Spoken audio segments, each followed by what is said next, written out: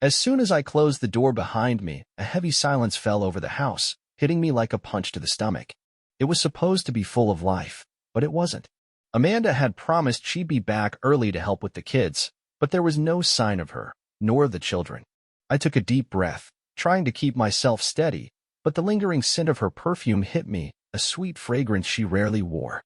Something felt off. The kids should have been running around, toys everywhere, but the living room was spotless, untouched as if no one had been there all day. My phone buzzed, breaking the thick silence. It was a message from our neighbor, Mrs. Brooks. Just wanted to let you know the kids are with me. Amanda said you had an emergency at work. Emergency? I hadn't heard anything about that. My stomach knotted as I stared at the text, and without wasting another second, I climbed the stairs, each step seeming louder than the last. I opened the bedroom door, and there it was. Amanda's new dress crumpled on the floor, smelling of smoke and some strange cologne I didn't recognize. I didn't waste any time. I grabbed the dress and threw it straight into the trash. If she thought she could waltz back in here after whatever she'd been up to, she was dead wrong. I took the kids to my parents and came back home, but I wasn't about to sit around waiting for her to come back and act like nothing happened. I walked over to the closet, pulled out my overnight bag, and began throwing her things inside. If she thought she could pretend this was still her home, I was going to make sure she didn't feel welcome here anymore. Then I heard the familiar sound of her car pulling into the driveway. But I didn't stop. I kept packing, my hands moving quicker, my heart pounding in my chest. The front door opened below, and I could hear the click of her heels on the hardwood. "Babe," she called, her voice light and carefree, completely unaware of what was coming. I paused, halfway through packing, and felt the tension build. The moment of truth was here, and she had no idea what she was walking into. The bedroom door swung open, and there she stood in the doorway, her smile fading when she saw what was happening. The bag on the bed, the house still and empty, and the rage in my eyes. "Where are the kids?" she asked, her voice shaking. I didn't answer. I just stood there, letting her put the pieces together. Tonight wasn't going to be just another one of her little secrets. This was the night everything would unravel. Her smile disappeared completely as she stared at the half-packed bag, her eyes darting between me and the clothes scattered across the bed. Her fingers twitched nervously, and she took a step back, as if trying to escape the confrontation that was inevitable. "Where are the kids, Mark?" she asked again, her voice trembling. I took a step closer, closing the distance between us. "They're safe, Amanda." I made sure of that.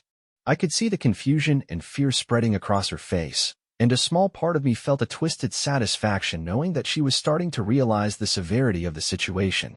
"Good," I replied, my anger bubbling up alongside a strange sense of satisfaction. She had every reason to be terrified. "Why are you packing my things?" she demanded, her voice sharp, trying to regain some control. But control was something she had lost long ago. "I think you know why," I said, my voice cold, almost unrecognizable to me.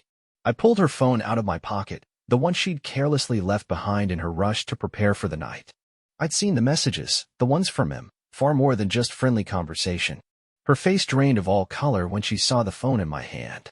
She didn't try to deny anything, which told me all I needed to know. "Mark, it's not what you think," she started, but her words fell flat, showing me how weak her excuse really was.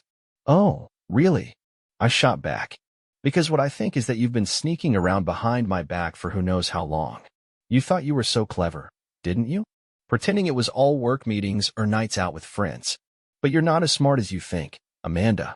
Her eyes were filled with a mix of anger, guilt, and maybe even a hint of regret. But she wasn't ready to let go of her act. "It was a mistake, okay? It was just once," she said, trying to justify herself. I interrupted her, my voice growing louder. "Don't insult me. I've seen the messages. I know about the nights you stayed out late and the lies you told about where you were. How long has this been going on, Amanda?" I demanded, my voice shaking with frustration. "How long have you been making a fool out of me?" Tears welled up in her eyes, but I wasn't buying it anymore. I had seen the joy on her face when she walked in tonight, like she was floating on cloud 9 after being with him. That wasn't the face of someone who made a mistake. That was the face of someone who didn't care about the consequences. "I didn't want to hurt you," she whispered, but her words were empty, hollow. "I didn't mean for it to go this far." I let out a bitter laugh, shaking my head in disbelief. "You didn't want to hurt me? You've done nothing but hurt me, Amanda. And tonight, it ends. I want you out of this house," I said firmly. "I want you gone before the kids come back in the morning." She looked stunned, as if she hadn't expected me to actually go through with it. But she should have known better. I wasn't going to let her destroy our lives without a fight. I'll give you until sunrise. Pack your things and leave. You can stay with him for all I care, but don't you dare show your face here again. She opened her mouth to protest, but I was done listening. I turned and stormed out of the room, leaving her standing there, surrounded by the mess she had created. This was just the beginning. I stormed down the stairs, every step feeling heavier than the last, as if the weight of everything I had just learned was crashing down on me. The anger burning inside me only grew stronger with each passing second. I had to leave that house before I did something I would regret, but I wasn't finished with her yet. Not by a long shot. I grabbed my keys from the counter, preparing for whatever came next. The sharp clink of metal against marble rang through the air as I walked toward the front door. Just as I reached for the handle, I heard Amanda's frantic voice call out from behind me. Mark, wait.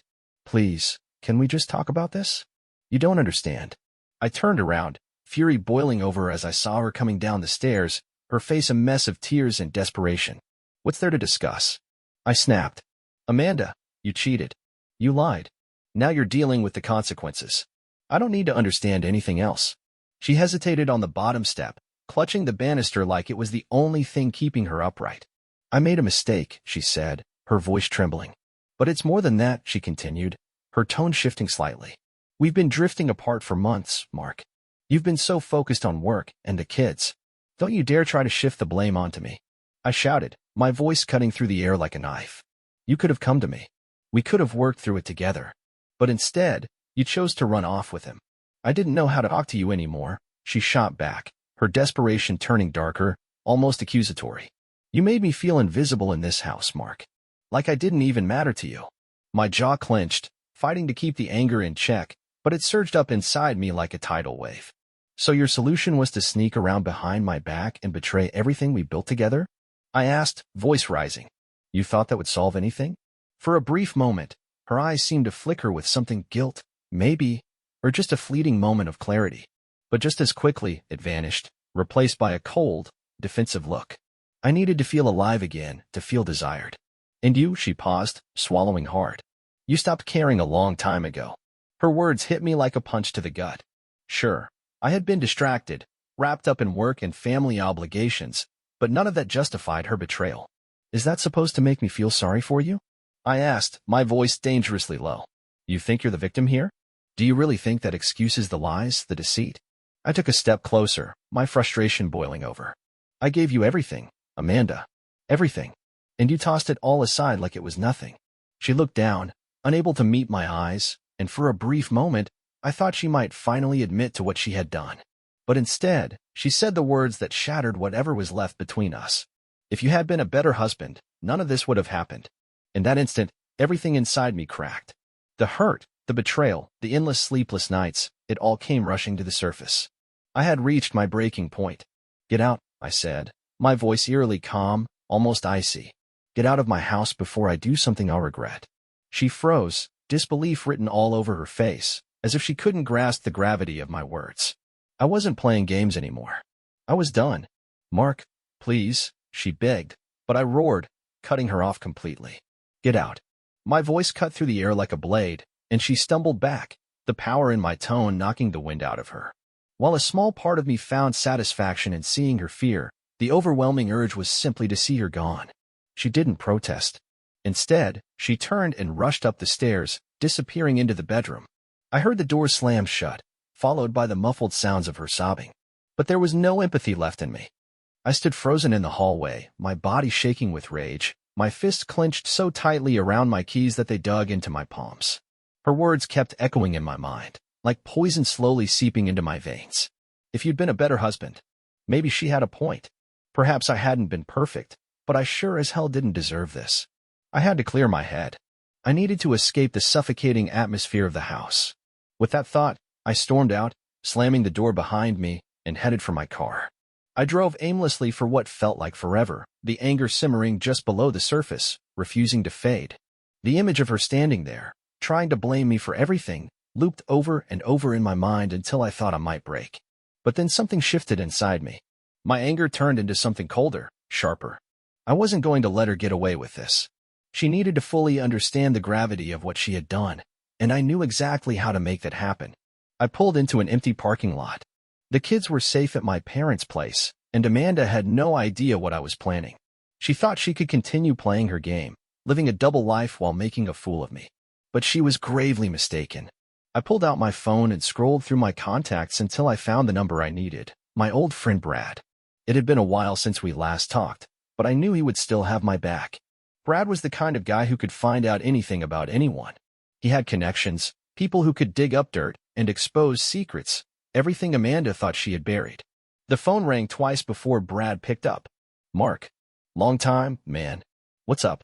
"Brad," I said. "I need a favor." There was a brief pause on the other end. "What kind of favor?" "The kind where I need to know everything about someone. Where she's been, who she's been with, and anything else you can find. I need to know everything." Brad didn't ask any questions. He didn't need to. I rattled off Amanda's information, where she worked, the places she claimed to be, the timelines I knew of. I knew Brad would take care of the rest, and within days, I'd have everything I needed. Amanda thought she could hide the truth, but soon she'd realize how wrong she was. "I'll get on it right away," Brad said, after I finished. I hung up, my heart pounding not from rage, but from a cold, calculated determination. The wheels were already in motion, and I wasn't going to rest until everything came to light, no matter how brutal it might be. I sat in the car for a few moments, staring at the deserted lot. The fury still burned within me, but now it had a clear purpose. I wasn't going to sit by and let this happen to me.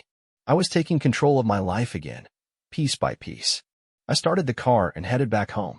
The streets were eerily quiet as I navigated the familiar roads. When I arrived, the house was cloaked in darkness, except for the faint glow from the bedroom window. Amanda was still awake, no doubt trying to figure out how to spin the situation in her favor, searching for ways to manipulate the truth. But I wasn't playing her game anymore. I was rewriting the rules. I moved through the house silently, the anger inside me transforming into a cold resolve. I climbed the stairs until I reached the bedroom door. Without hesitation, I pushed it open. Amanda sat on the edge of the bed, her face streaked with tears, her eyes swollen from crying. For a moment, I saw a flicker of hope cross her face, as if she thought I might soften, that I might find it in me to forgive her. But the look on my face must have shattered that illusion. "I'm taking the guest room tonight," I said flatly, not giving her a chance to plead or make excuses. "We'll talk about this in the morning. And don't even think about contacting him. You've inflicted enough damage already." I said the words without looking back, but I could feel her eyes on me, a mixture of fear and uncertainty in them. She stayed silent as I closed the door behind me with finality. The reality of her situation was starting to sink in. This wasn't going to be a quick fix. Lying on the unfamiliar bed in the guest room, I felt an unexpected calm wash over me. The battle wasn't over. I was just getting started. Now, I was the one in control, and by the time everything came to light, Amanda would wish she had thought twice about her choices. The next morning, I woke early, the tension still tight inside me. The guest room was filled with a heavy silence, as though everything that had happened was pressing down on the room itself. I took a moment to steady my thoughts, reliving the events of the previous night. Today would mark the beginning of everything unraveling, and I was ready for it. I heard soft movements coming from the kitchen. Amanda was up, likely trying to keep up the appearance of normalcy. But nothing about our lives felt normal anymore. I dressed quietly, the weight of what was happening heavy on me as I prepared myself for what came next. Looking into the mirror, the reflection was almost unrecognizable. The man staring back had a cold hardness in his eyes, something that hadn't been there before. A detachment had settled in overnight. The forgiving husband I once was? Gone, at least for now. When I entered the kitchen, Amanda was facing away from me, her back tense as she fiddled with breakfast. The smell of coffee filled the air, but it offered no comfort. She must have sensed my presence because she turned slowly, forcing a smile that looked more like a mask than genuine warmth. "Morning," she said, her voice too light, too carefree, as though last night's confrontation could simply be wiped away with a casual greeting. I made coffee. "Want some?" she asked, but I brushed past her words, pulling out a chair and sitting at the table. I could see her confidence falter for just a second, but she quickly regained it, placing the coffee pot in front of me. "We need to talk," I said, my tone cutting through the fragile air of normalcy. She nodded, her lip caught between her teeth, a sign of her nerves. "I know I've been thinking about what you said last night," she began, but I raised a hand, stopping her before she could continue. "This isn't about what you think you can say to make things right, Amanda," I interrupted. It's about the truth. I'm done with the lies. Her face drained of color, and panic crept into her expression. Mark, I'm not interested in your excuses, I said, my voice steady, firm. I've already taken steps to find out everything you've been hiding from me. So before you try to spin another sob story, know this. This is your one chance to come clean. No more lies. No more games. Her eyes widened, and I saw disbelief flash across her face. What do you mean? What did you do? I talked to Brad, I replied, watching her face fall as the realization set in. She knew exactly what that meant. Brad wasn't someone you called for minor things. He was the one who could dig deep and uncover secrets most people wouldn't even imagine. Mark, please, she stammered, her voice trembling with fear. You don't have to do this. I'll tell you everything. Just give me a chance to explain. I leaned back in my chair, crossing my arms over my chest. The weight of her impending confession hung in the air, almost tangible. I'm listening. She took a shaky breath, her hands trembling as she struggled to steady herself. It started a few months ago. I was feeling lost, I guess. You were always working late, and I felt invisible. She paused, her eyes flickering with a mix of guilt and fear. I know it sounds ridiculous, but I started talking to someone online just to feel seen again. It wasn't meant to go any further. I stayed silent, unwilling to buy into the victim narrative she was trying to spin. We met a few times, just for coffee at first, she continued, her voice dropping to a whisper, almost as if she feared the truth itself. But then it escalated, she admitted, her voice tinged with shame. I'm not proud of it, Mark. I never meant for things to spiral out of control, she said, her voice barely audible. But the anger inside me surged back to life, and I fought to keep it contained. You didn't think to stop? Did you ever consider the kids, or me, before you decided to keep this charade going? I asked, my voice thick with frustration. Tears shimmered in her eyes, but I was immune to their pull. I couldn't find a way to end it, she admitted, her voice trembling. Whenever I tried, he'd draw me back in. He made you feel alive again, I repeated, disbelief lacing my tone. Alive? Is that really your justification for tearing apart everything we built? Because you wanted to feel a spark. She nodded, her throat constricting as she struggled to find the words. I know you might not understand, but I'm being honest now. It's over. I ended it. I studied her, searching for any sign of the woman I had once known in her tear-streaked eyes. But instead, I saw a stranger, a woman who had torn apart our family for her own selfish desires.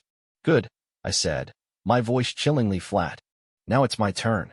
You're going to pack your things and leave today. The kids will stay with me, and you'll have to figure out how to explain your absence to them. Mark, please, she gasped, stepping toward me, desperation clear on her face. I stood up and raised a hand to silence her. This isn't up for negotiation, Amanda, I said, my voice firm. You made your choices, and now you have to live with the consequences. I'll speak to my lawyer, and we'll sort out the details, but you're not staying in this house. She looked like she wanted to argue, to push back, but something in my expression must have told her that I wouldn't budge. Her shoulders slumped in resignation, and she nodded slowly. I'll pack my things, she whispered, turning away as she walked out of the kitchen. A whirlwind of emotions tore through me, anger, sadness, and a strange sense of relief. This wasn't the future I had envisioned for us, but it was the reality I had to face. No matter how painful, I knew I couldn't let her stay. Not after everything that had happened. As the day stretched on, the house fell into a stifling silence. Amanda was upstairs, packing her things as I had ordered, while I sat in the living room, staring at the TV I couldn't bring myself to turn on. The emptiness gnawed at me, but I refused to let it take hold. I had to stay focused. Just as I was about to check on the kids at my parents' house, my phone buzzed with a message from Brad. I've got something you're not going to like. Call me when you're ready. A cold wave of dread swept over me. Brad never exaggerated. If he was warning me like this, whatever he had uncovered was bound to be worse than I had imagined. Without thinking twice, I stepped into the backyard, desperate for some fresh air to steady myself, and dialed his number. Brad answered on the first ring, his voice low and serious. Mark, he said, gauging my readiness. Are you sure you're ready for this? I need to know, I replied, gripping the phone tightly, feeling the tension in the air. He sighed, and I could almost sense the weight of his hesitation. All right. It's not just one guy. She's been seeing multiple men. The ground beneath me felt like it was giving way. I steadied myself against the side of the house, my mind racing. Multiple? I echoed, disbelief washing over me. For almost a year, I had suspected Amanda was hiding something. But this This was a betrayal deeper than anything I had imagined. Who are they? I asked, my voice barely a whisper, the anger bubbling just below the surface. Some guys from her work, one from a gym she used to go to, and another I haven't tracked down yet. She was careful, Mark, but not careful enough. I've got all the details, Brad continued, his voice steady despite the information he was relaying. Messages, hotel bookings, everything you need if you want to pursue this. I swallowed hard, the full weight of the situation crashing over me like a tidal wave. Send it to me, I said, my voice hollow. I walked up to my wife and told her everything Brad had said. I'll get it over to you. Her face drained of color as the weight of my words sank in. Mark, please, she whispered, her voice shaking. Let me explain. I cut her off, my patience already worn thin. There's nothing you can say that I haven't already heard. Her eyes welled up with tears, but I stood firm, unmoved. You didn't just cheat on me. You destroyed everything we had. Over and over again, with every man you brought into our lives. You didn't think about me, about the kids. You only thought about yourself. Tears began to stream down her cheeks, but I couldn't bring myself to feel anything but cold resolve. Not anymore. You're going to leave this house today. You're not coming back. Her hands reached out toward me, but I stepped back, putting distance between us.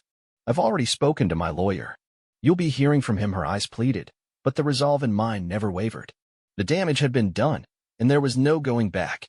I could feel the weight of her desperation hanging in the air, but I refused to soften.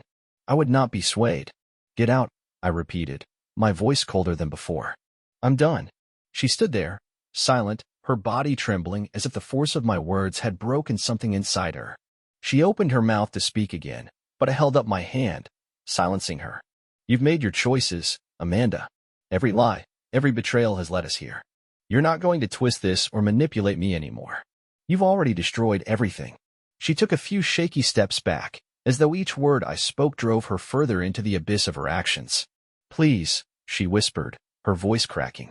Please don't do this. But I couldn't find it in myself to feel pity anymore. You had your chance, I said firmly.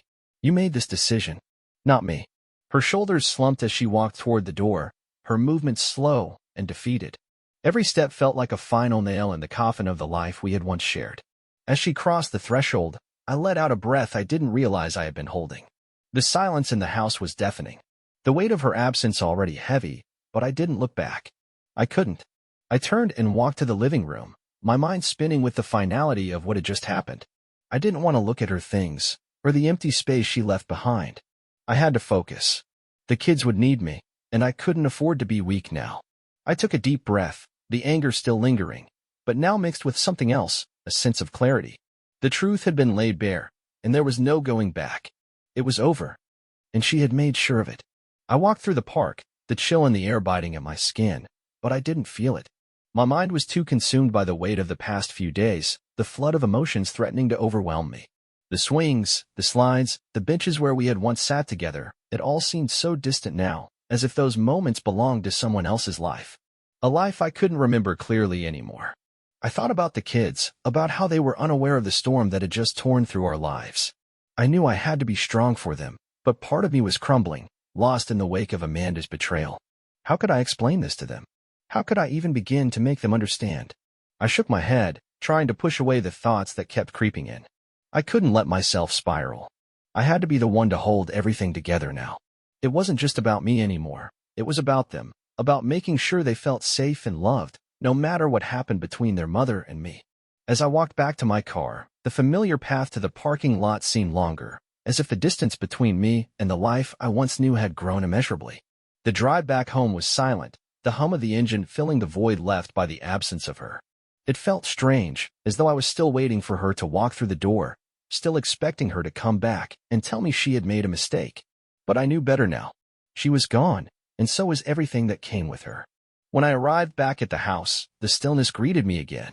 The emptiness was suffocating, but it was also liberating. There was no one here to lie to me, no one here to manipulate me.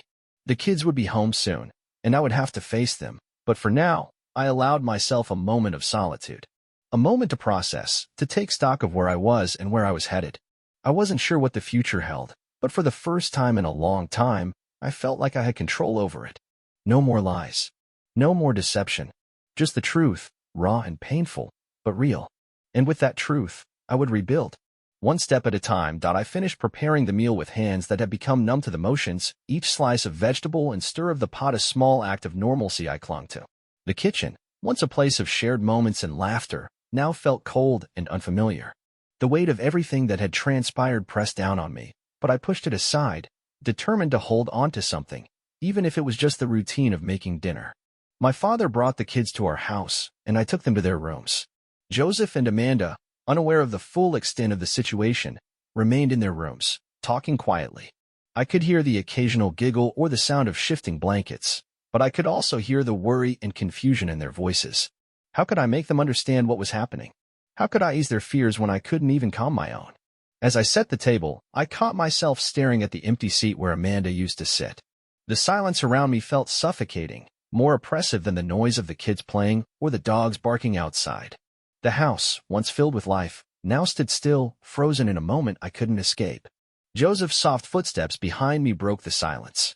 I turned to see him standing in the doorway, his small face unusually serious, his brow furrowed with the same confusion that had been reflected in his eyes earlier. "Dad," he asked quietly, "is Mommy ever coming back?" The question struck me like a blow to the chest. I opened my mouth, but the words seemed to stick in my throat, heavy with emotion and uncertainty. I took a deep breath, trying to steady myself. "I don't know, Joseph," I finally answered, my voice thick. "But no matter what happens, I promise you we're going to be okay." His eyes searched mine, looking for any hint of reassurance. I forced a smile, trying to be the rock they needed, but inside, I felt anything but steady. My heart ached for him, for Amanda, for everything we had lost. I didn't have the answers, and I didn't know how to make this better. All I could do was try to be there for them, try to show them that, even if everything else was falling apart, they weren't alone. Joseph nodded slowly, though his face remained etched with worry. We sat down to eat in a strained silence, the food going untouched by the weight of our unspoken fears. The kids asked a few questions, but I did my best to redirect them, to keep things light, though every word felt like a lie. There was no way to make them understand, no way to protect them from the reality of what had happened. After dinner, I tucked them into bed, my words of reassurance falling flat as they drifted off to sleep. I stayed by their bedside longer than usual, watching over them as they slept, wondering how much of this pain they would carry with them. Would they remember this time as one of love and safety, or as the moment everything changed? As I left their room, I closed the door quietly behind me, the weight of my own uncertainty settling back over me like a heavy cloak. I leaned against the doorframe of the living room, staring at the untouched coffee cups and the remnants of our life together. There were so many things I wished I could say, so many things I could have done differently. But in the end, Amanda had made her choices, and now we had to live with the consequences. I walked over to the window, looking out at the darkening sky. The stars were beginning to twinkle, small glimmers of light in the vast emptiness. It felt like a metaphor for my life, tiny sparks of hope in a world that felt far too dark. Tomorrow would be another day. The path ahead was uncertain, but it was the only one I had. The journey to rebuild wouldn't be easy, but for the sake of my children, I would take it one step at a time. I didn't have all the answers, and I wasn't sure what the future held, but I would fight to make sure that, whatever happened, my children would be okay. For them, I would rebuild, piece by piece. And maybe, just maybe, I would find a way to heal too. If you enjoyed the story, please like and subscribe to the channel.